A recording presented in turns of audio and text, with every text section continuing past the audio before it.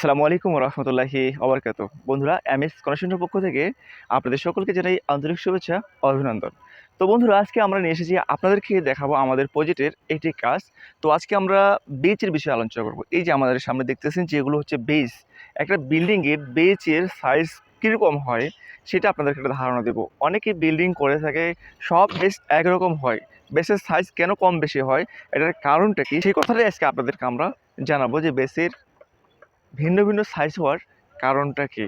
তো বন্ধুরা, আপনাদেরকে প্রথমে দেখাই যে আমাদের এই সাইডে যে একটি বেস রয়েছে, এই বেসটা কিন্তু 7 ফিট। আর এই যে বেসটা দেখতেছেন, এই বেসটাও কিন্তু হচ্ছে আপনার 7 ফিট 8 ফিট। আরেকটা দেখে আপনাদেরকে বেস, হ্যাঁ, এই যে যেমন দেখেন এই বেসটা কিন্তু 7 ফিট 7 ফিট।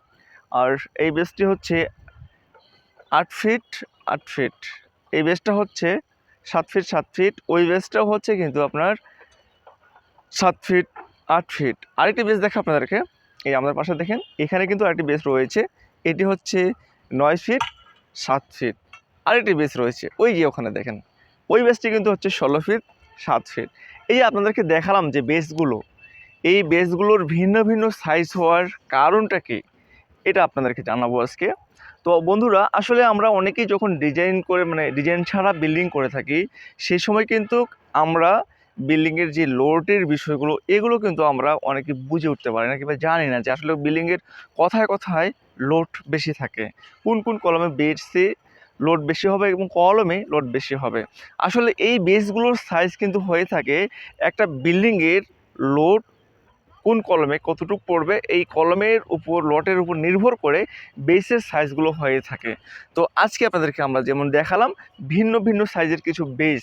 আর এই বেসগুলো ভিন্ন ভিন্ন সাইজের হওয়ার কারণটাই হচ্ছে যে লোডের কারণ।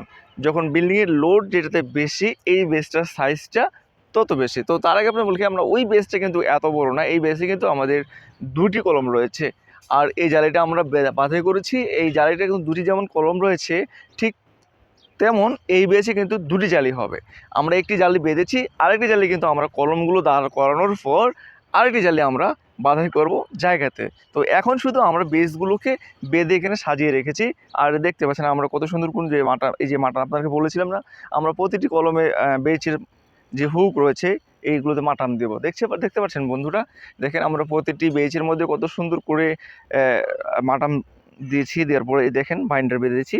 তো এইভাবে আমরা পরিস্থিতি নিচ্ছি, বেসগুলো বাঁধাই শেষ করেছি। এখন আমরা যে বেচের যে কলম রয়েছে, ঠিক কলমও কিন্তু হবে সাইজ এবং রটের কম বেশি হবে বেসের সাইজের উপর নির্ভর করে, কারণ এটাও হচ্ছে লটের উপর নির্ভর করে কিন্তু হয়ে থাকে।